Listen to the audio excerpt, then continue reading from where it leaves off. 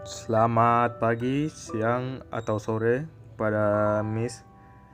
Nama saya Vilko Parhama dan saya akan keanekaragaman makhluk hidup, interaksi, dan peranannya di alam. Lalu, isi kontennya ada 3, yaitu 1. Keanekaragaman hayati, 2. Klasifikasi makhluk hidup, dan 3. Makhluk hidup dalam ekosistem. Keanekaragaman hayati. Cobalah kalian memperhatikan tanaman di taman. Amati bentuk dan daun, bentuk bunga, warna bunga, bentuk batang tanaman yang kalian lihat. Apa yang kalian temukan? Apakah semua tanaman yang kalian lihat memiliki ciri-ciri yang sama? Mengapa ada keanekaragaman pada tumbuhan? A. Pengertian keanekaragaman hayati. Keanekaragaman hayati berarti keberagaman yang ada pada makhluk hidup. Keberagaman dapat ditemukan pada tingkatan gen, spesies, dan ekosistem. Keanekaragaman pada makhluk hidup ini terjadi akibat adanya faktor genetik atau keturunan dan perbedaan faktor lingkungan. B. Tingkatan keanekaragaman hayati. 1. Keanekaragaman hayati tingkat gen adalah keanekaragaman yang ada di dalam suatu spesies. Contohnya adalah pisang susu dan pisang tanduk. Meskipun sama-sama merupakan pisang, tetapi bentuk, ukuran, dan rasa pisang tersebut beraneka-ragaman. Inilah yang disebut dengan keanekaragaman hayati tingkat gen. 2. Keanekaragaman hayati tingkat jenis adalah keanekaragaman hayati yang terjadi antar spesies. Contohnya pisang kluthuk, pisang mas, dan pisang raja.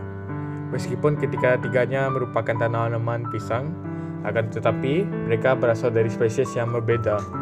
Masing-masing spesies pisang tersebut memiliki perbedaan bentuk buah, ukuran buah, dan rasa buah. 3. Keanekaragaman hayati yang terjadi antar ekosistem.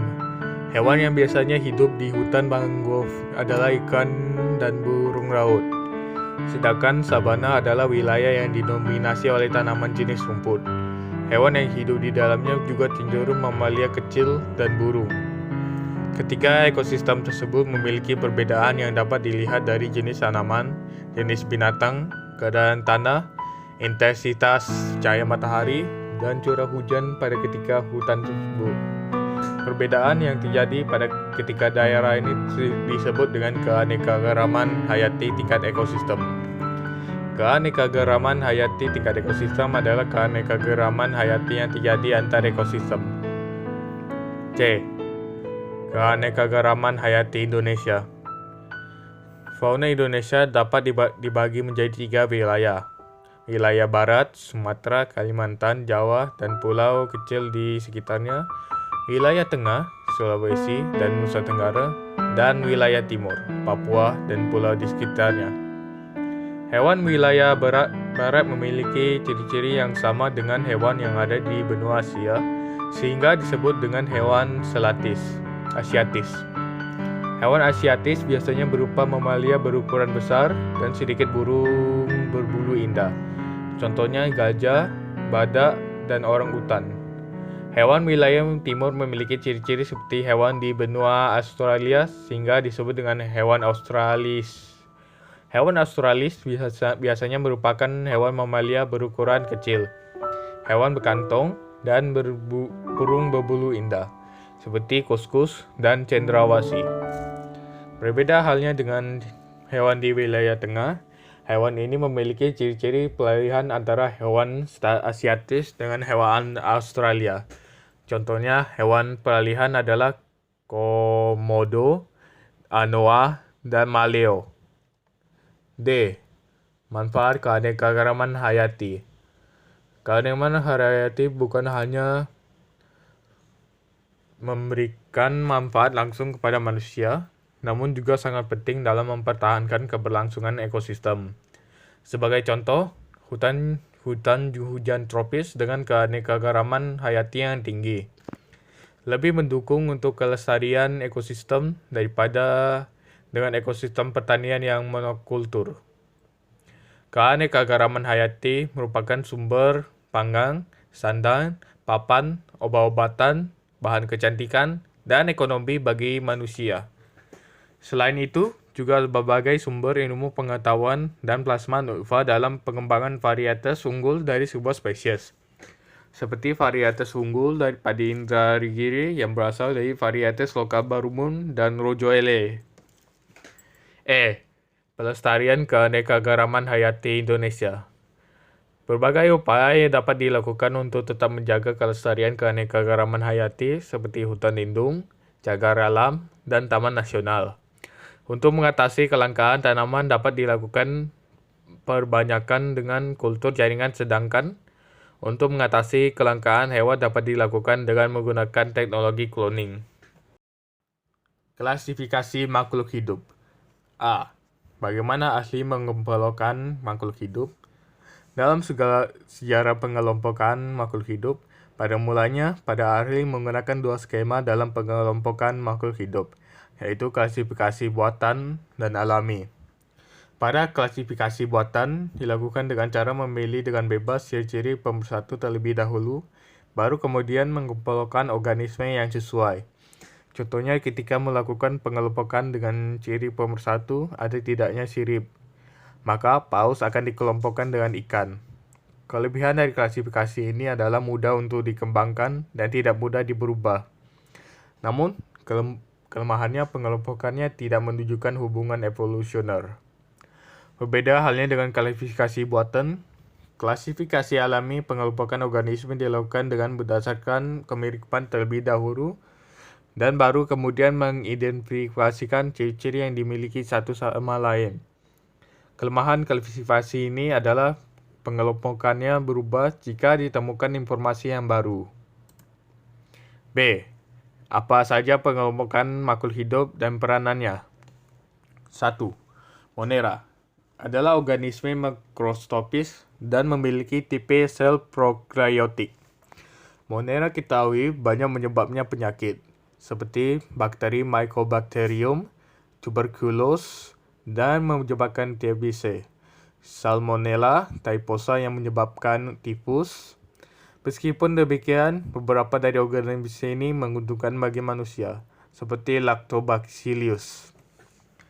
2. Protista. Beberapa spesies dari protista merugikan karena dapat menimbulkan penyakit seperti Entamoeba histolica yang menyebabkan diare dan Plasmodium yang menyebabkan penyakit malaria. Meskipun demikian, banyak juga spesies dari kelompok ini menguntungkan bagi manusia, seperti Chlorella sebagai bahan dasar pembuatan PST atau protein sel tunggal dan Gelidium sebagai bahan dasar pembuatan agar-agar. 3. Fungi merupakan organisme eukaryotik bersel tunggal atau banyak yang dinding selnya tersusun atas kitin. Jamur multiseluler biasanya memiliki hifa dan berkembang biak dengan menggunakan spora. Jamur bermanfaat bagi kehidupan manusia seperti Rhizotopus stolonifer yang berperan dalam pembuatan tempe dan yang menghasilkan antibiotik. 4. Plantae atau tumbuhan adalah organisme yang mampu melakukan fotosintesis karena memiliki kloroplas dalam selnya. Plantae dibagi menjadi 3 kelompok, yaitu lumut, paku, dan tanaman berbiji. Tumbuhan secara umum memiliki banyak manfaat bagi kehidupan manusia, mulai dari bahan panggang, sandan, papan, obat-obatan, kecantikan, dan estetika. 5. Animalia atau hewan adalah kelompok organisme multiseluler yang bersifat heterotrof.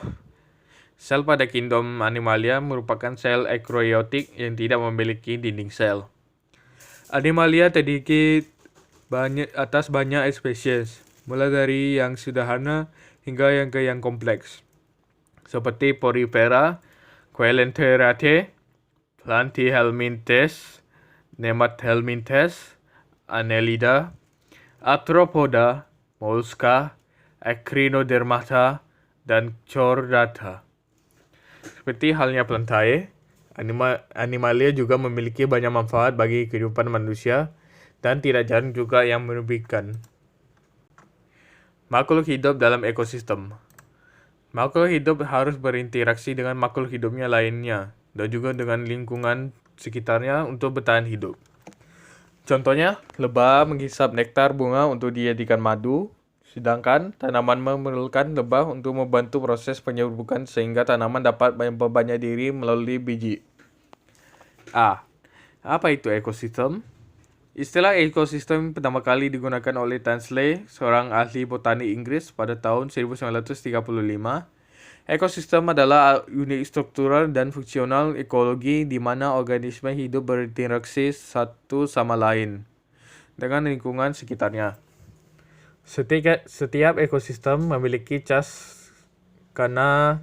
ciri khas karena adanya perbedaan komponen biotik atau makhluk hidup dan biotik atau tak hidup. B. Interaksi antar komponen ekosistem. Dalam ekosistem, komponen biotik atau makhluk hidup dan abiotik komponen tidak hidup saling berhubungan melalui siklus materi dan aliran energi. Siklus materi adalah perputaran materi yang terjadi di antara komponen ekosistem. Materi yang dimaksud adalah senyawa kimia penyusun tubuh makhluk hidup seperti air, karbon, oksigen, nitrogen, dan sulfur. Senyawa kimia tersebut berpindah dari komponen biotik ke abiotik dan kembali lagi ke komponen biotik. Berdasarkan hukum kekalahan energi hanya berubah bentuk, tidak dapat dimunaskan dan tidak dapat diciptakan. Di ekosistem energi, panas tidak dapat dimanfaatkan kembali oleh produsen sehingga energi tidak kembali lagi ke ekosistem. Pada ekosistem terjadi peristiwa makan dan dimakan yang disebut dengan rantai makanan. Rantai makanan ini saling berkaitan sehingga membentuk jaring-jaring makanan. Piramida makanan adalah diagram yang menampilkan susunan tingkat tropik atau dengan tingkat tropik berikutnya berdasarkan jumlah atau massa atau jumlah energi pada setiap tropiknya. Tingkat tropik adalah posisi organisme dalam rantai makanan atau jaring makanan. Tingkat tropik 1 adalah produsen seperti tumbuhan. Tingkat tropik 2 adalah konsumen 1 yang memakan produsen, sedangkan tropik 3 adalah konsumen 2 yang memakan konsumen 1. Interaksi antar makhluk hidup yang dapat terjadi dalam sebuah ekosistem dapat dikelompokkan sebagai berikut. Predasi, yaitu hubungan antara predator dengan mangsanya. Hubungan antara tikus dan ular adalah contoh predasi. Kompetisi, yaitu hubungan persaingan, seperti hubungan antara pohon dan rumput yang bersaingan mendapatkan unsur hara dan air di dalam tanah. Netral, yaitu hubungan tidak saling mengganggu. Contohnya adalah interaksi pohon dengan ular. Simbiosis, yaitu interaksi dua jenis makhluk hidup yang hidup bersama. Antibiosis, yaitu interaksi dua jenis makhluk hidup yang dimana salah satu makhluk hidup tersebut mengeluarkan racun untuk membunuh makhluk hidup lainnya. Dan ini dari konten pembelajaran saya tentang keanekaragaman hayati. Mohon maaf jika saya melakukan banyak kesalahan dengan cara ucapnya atau dengan kata-kata yang saya bicarakan. Dan saya ingin